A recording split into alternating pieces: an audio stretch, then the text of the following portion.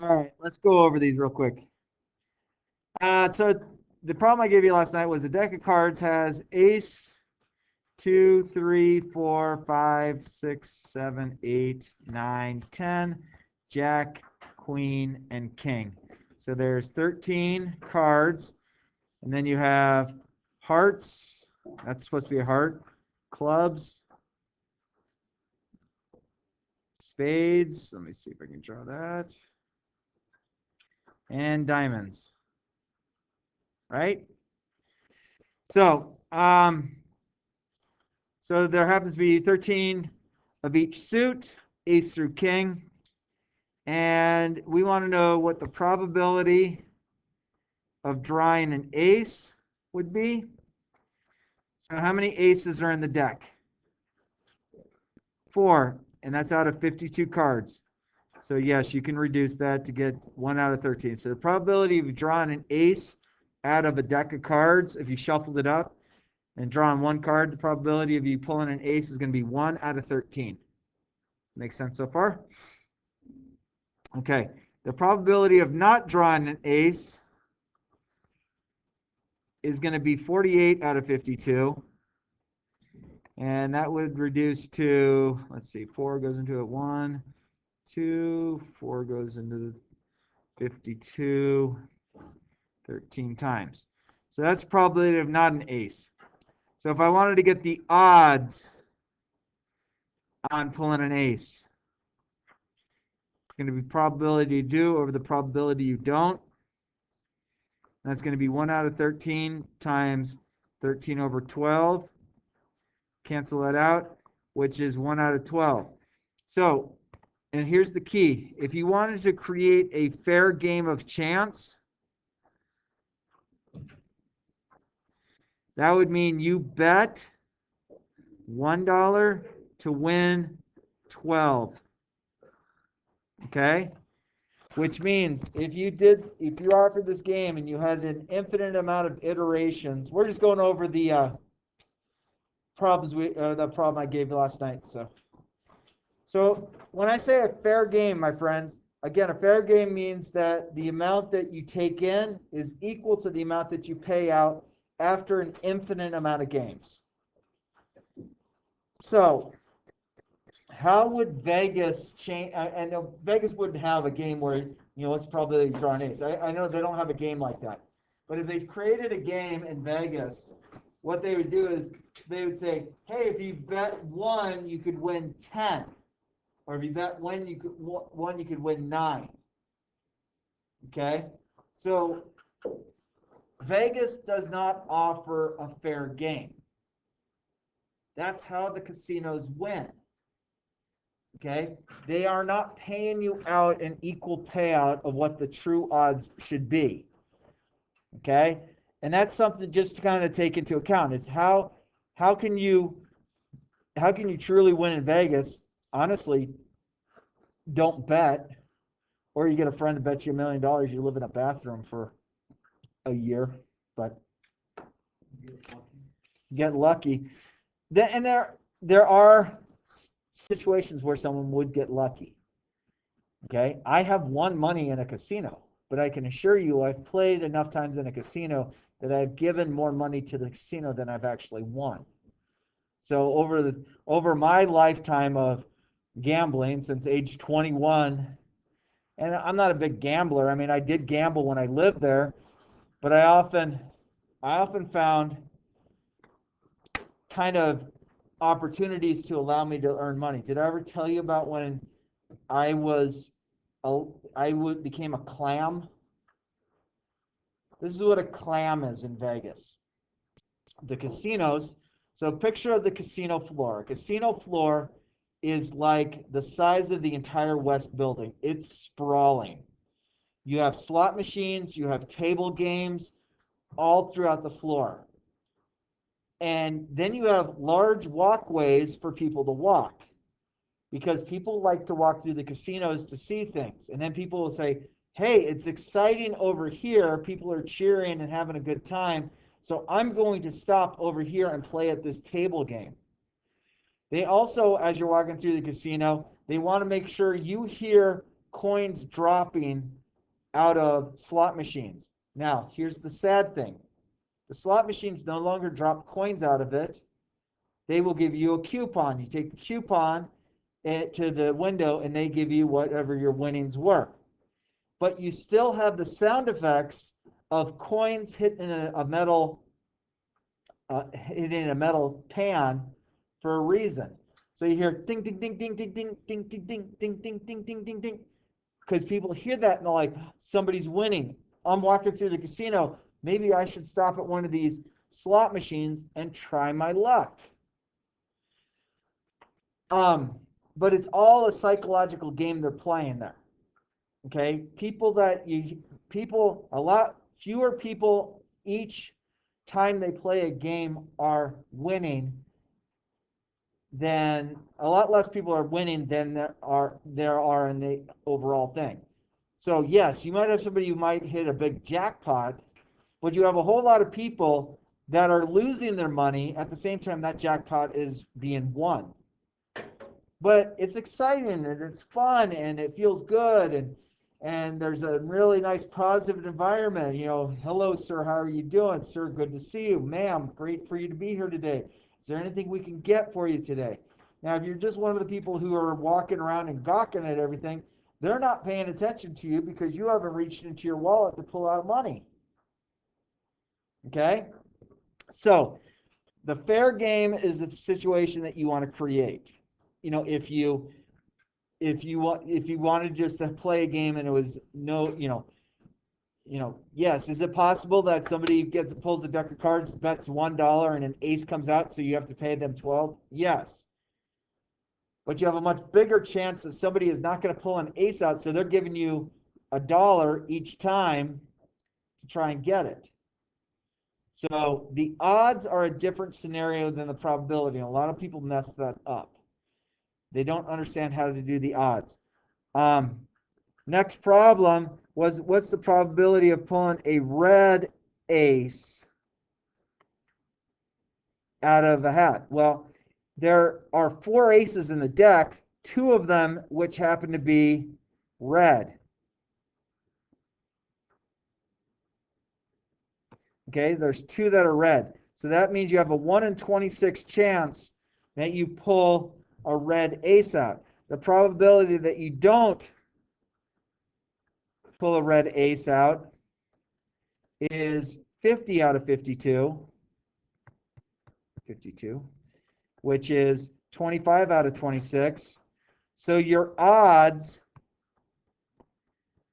on this happening would be 1 out of 26 probability of yes. Oh, excuse me. Yeah, 1 out of 26. Out of 25 out of 26, no. Change this to 1 times this, which means if you wanted to create a fair game with the fair odds, you would bet $1 to win $25. Okay? 1 out of 25, $1 to win 25 versus 1 to win 12 are 2 different scenarios. But that's how you create a fair game. And again, if they had a game where you walk up and the dealer's got a deck of cards and they'll shuffle it in front of you a few times, and have the deck of cards, they're holding the deck of cards in their hand, say, okay, I'm going to bet $1. I bet I win get a red ace. And say, here you go, flip. Oh, sorry. So what Vegas would do is they might change that to 1 out of 20, meaning you bet 1 to win 20. So the odds are now in the favor of the casino. And it's amazing the money that the casino brings in. Okay? They bring in money because Vegas is built on people losing money. When I lived in Vegas, a friend of my family's who had worked for Circus for many years. Circus is a very large casino industry. He had told us back, and this was back in the late 70s, he had said, Circus, as well as any of the casinos that are on the Las Vegas Strip, cover all of their overhead, all of their electric and water and building fees, any of their wages, any payment that the casino has to make. They cover all of that on the profits from the nickel slot machines alone. So if you walk into a casino, yes, there are penny slot machines. There are nickel slot machines. There are quarter slot machines. $1, $5, $10, $25, $100 slot machines. Okay, and they go up. I mean, there are slot machines in the high roller areas that are $25,000 per spin of the wheel. And you're betting $25,000 each time.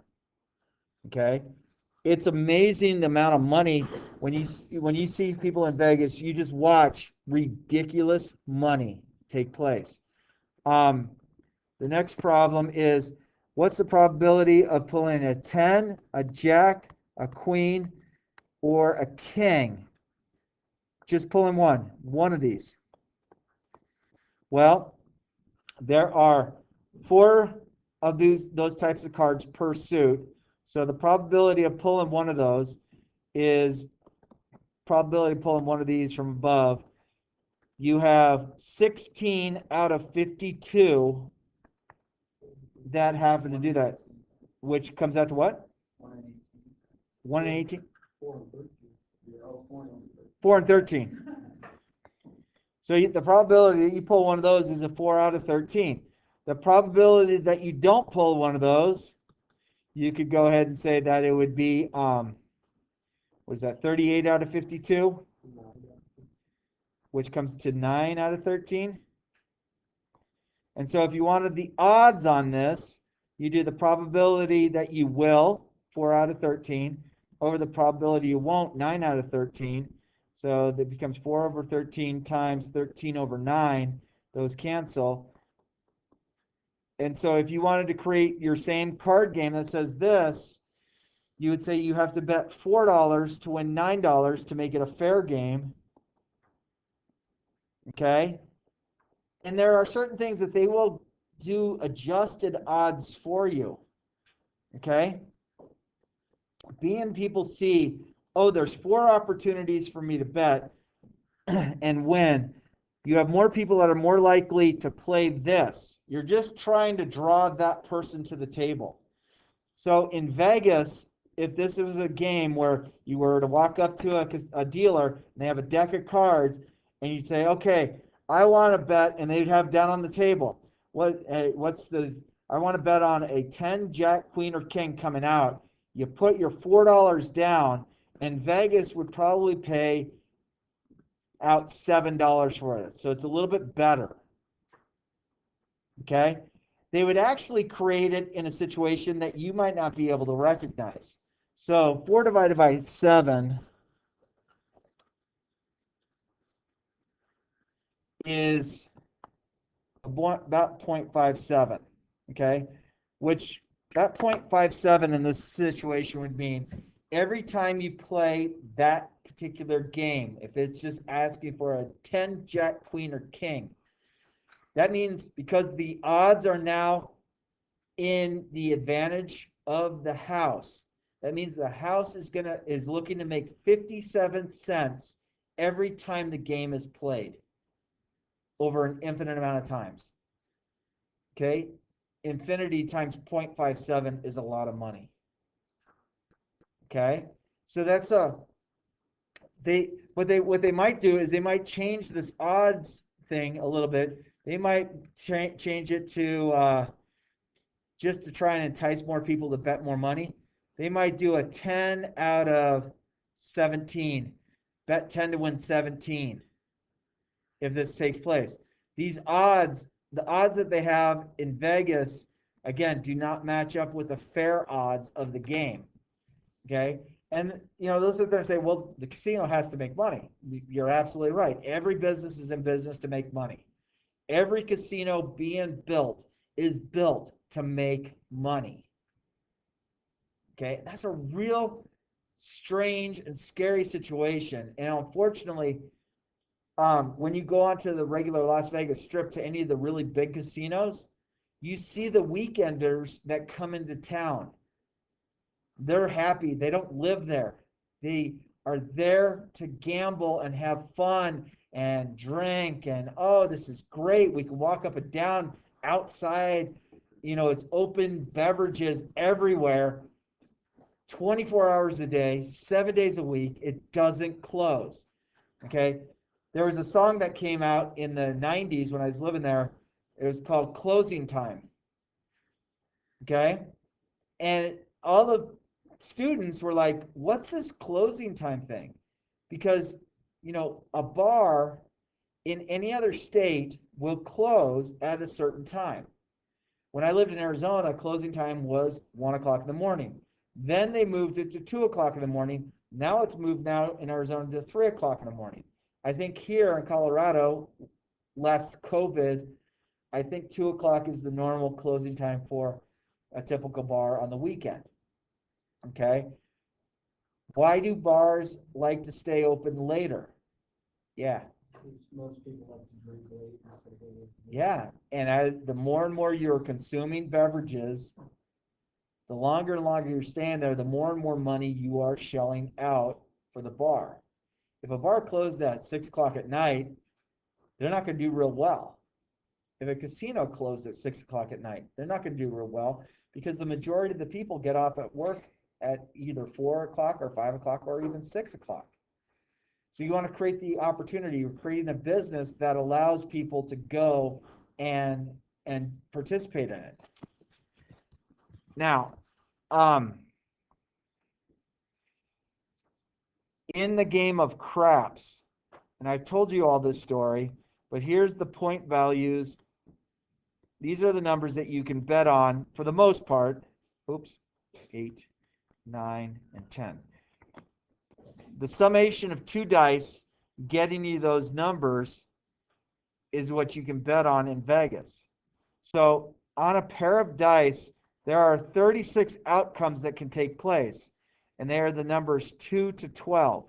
Well, the chance that you roll a 2, which is a 1 and a 1, is 1 out of 36. The chance that you roll a 12 is a 6 and a 6. That's also 1 out of 36. The other numbers, the 3 is a 2 out of 36.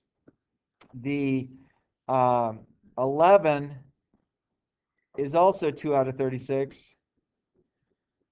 And I'm keeping them as the same denominator, not reducing it for a reason. And then the probability you roll a 7 is 6 out of 36. So in the game of craps, if you were to bet on any of these numbers, well, let's do the opposite. Sorry, at 1, 2, 3, 4, 5, 6. I have a 12 and 36 chance that I won't roll a 4, 5, 6, 8, 9, or 10. Which means I have a 24 and 36 chance of rolling one of those numbers. Okay? 24 out of 36 reduces to 2/3. So 2/3 of the time, you should be able to roll one of these numbers. Okay? That's kind of the premise of the game of craps. Now, when on that lucky night that I didn't win or lose any money because the guy was betting, the last time he rolled the dice, I rolled 31 times in a row of 4, 5, or 6, which is 2/3 raised to the 31st power. So just the probability of that taking place, 2 divided by 3, raise that to the 31st power. The probability of that taking place is 1, 2, 3, 4, 5, 3, 4, 5, rounded up, which is 0.12345. I have that percent chance. 1, 2, 3, 4, 5, 1, 2, 3, 4. Oops, I have one too many zeros. That's the percent chance that I would roll that. Okay? That's a very unlikely thing, but when they cashed out the guy, who was betting an extreme large amount of money and pushing up bets, he cashed out with $243,000. Okay, it was a very unlikely scenario that took place. I mean, I have a 0.00035% chance of doing that ever again. I'm much more likely not to roll that. But I was able to do that. He was able to walk away from the table. When he got up to the table, he probably had at least $50,000 that he was betting to try and get to that. Okay, so he was taking a chance. He was going to drop 50,000 bucks on the table because if the wonderful number this shows up, this goes bye-bye. Okay, but it was a really, really lucky combination of the dice that I threw. And it was amazing because, the dealers were excited and this guy's, dropping down on the table, $100 tip to each of the dealers that are sitting there. They're happy about it because they got a $100 tip each. But that's what takes place. If I went and did the odds on this, the odds of this are astronomical.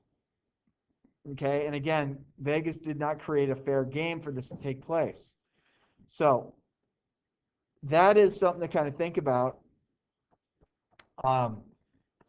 If you ever do go to a casino, the odds will not be a fair game payout. Is it fun to gamble? Absolutely. Okay. It's exciting. You get, the endorphin hits y'all are getting from your phones when somebody does something is multiplied by like a factor of 10 when you're gambling. Okay. That's the kind of stimulus you're getting. Like, oh, this is great. Oh, this is great. Oh, this is great. My luck's going to change. The casinos, oh, absolutely, your luck's going to change. Keep betting. Go ahead. Let us comp you meals, comp you rooms, comp you cars. If the casinos realize that you are somebody who is willing to bet a large sum of money, they're going to try and keep you as happy as possible to give as much money to them as possible. Okay? The meals don't cost them anything. I just told you that the casinos cover their overhead on the heavy-set smokers who are on oxygen, who can barely walk into the casino, and they will plant themselves at a seat at a slot machine with a bucket of nickels and one nickel at a time. Sit there and keep betting. And they're just throwing them through. Them comping meals to people is part of that overhead that's being paid for on the nickel slots alone. Yeah. What are the odds of 32 reds hitting in a row in roulette? In roulette, single zero or a wheel that has double zero on it as well. Double zero. Double zero? Okay. So there are 38 outcomes if you have a zero and a double zero on the wheel. Okay. In which 18 are red. So you have 18 out of 38. How many reds in a row? 32. 32 reds in a row? Oh my gosh. So 18 out of 38, you have a 0.474 rounded. So this is a rounded chance that a red would happen. So you have a 47.4% chance of that happening. Okay. So I'm going to take 0.474 and I rounded it up because the decimal went on forever. Raised to the 32nd power. 1, 2, 3, 4, 5, 6, 7, 8, 9, 10. So if you want to make that a percent, put the decimal right there. You have a better chance of getting hit by lightning and hit by a car and surviving both than that happening. Though it could happen. That's the longest streak ever. That's the longest streak, Yeah. and it truly would happen. And I'll tell you, on the roulette wheel, they have something called the idiots board. Okay, and the idiot board basically tells you what number, and it'll tell you what color that number is that has come up.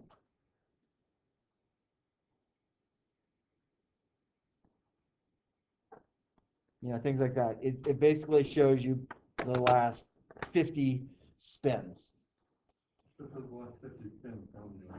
Yeah, that marble has no idea where it landed. But they put it up for a reason. Remember, I said you have traffic walking through the casino. People are looking around. Oh, this is great. And you see this idiot board. They make it big and bright. And so you're walking and you'll see somebody going, dude, look at that. 8 blacks in a row just came up. I'm going to put $100 on red. Nope, a black came up again. I mean, the marble doesn't remember. So they want that up for a reason, because the walk-through traffic, though that person's not sitting there playing continuously, the people that are willing to just run up to the table and throw a bet down is very likely, especially the crowds going through. I mean, on the weekends, on busy weekends. So here's the weird thing when I lived in Vegas. When I lived in Vegas, in the Las Vegas area, which is Las Vegas, North Las Vegas, and Henderson, was roughly 1 million people. Every weekend, every Friday night to Sunday afternoon, there was 2 million people that would be in the Vegas area. You would have 1 million visitors plus every weekend. I mean, what used to happen is, if this is Las Vegas Boulevard, you had all these roads that crossed it. So now they have nice bridges that go over the roads. Okay? You have to go to the casinos to get to the... No, they're outside, right outside the casino door. Now, conveniently, when you come down the bridge, the entrance to the casino is right there. So, oh, look, the doors are right here. And you walk in, and they have some of those machines right there in your face. You have these nice steps, and there's casino machines, and then you have tables and machines and tables, and they're all right there. And they're making lots of noise. And when it's really, it's 110 degrees in Vegas, and you walk inside, and it's 72 degrees in the casino, you're like, oh, it feels so nice. Let's stay here for a bit. It's really nice and comfortable. But then you have, in the casino, you have these walkways, and they purposely kind of snake them around. And all throughout, there's all of these fun-looking games. You're going to hear somebody win. Now, when I was a clam, okay, this was my math department coordinator. Her fiance was one of the higher-ups at the MGM, which is a huge casino. And she says to me, Chris, you want to go to the MGM tonight? And I'm like, yeah, whatever. I'll gamble a little bit. She goes, no, we don't have to gamble at all. You don't have to pull any money out of your pocket. I'm like, yeah, I'm in. What do we do? So we go in, and I meet her fiance, and he takes the two of us, and we go to like a side room, and he's got a rack of chips. And he says, okay, you can go out and play any game you want using these chips. These are not your chips. You now need to keep the winnings. If you lose it all, come back and see me. I'll get you another tray of chips. It's none of my money. It's the casino's money. He says, you don't let the dealers know that you're a clam. You don't let the customers know you're a clam. But go out, enjoy, have fun at the games. So what did I do? My department coordinator, I was like, you ever played the game of craps? She said, I never played it. I said, here, I'll teach you. So she and I walk over to her craps table, and these chips don't look like any different than any other chips. They were $5 to $25 denominations. So they basically gave us probably $2,000 or $3,000 in the tray of chips. And our job was just to go out and play the games. And so I was like, okay, we're going to go play craps. So I was like, okay, we're going to bet on 6 and 8. Oh, okay.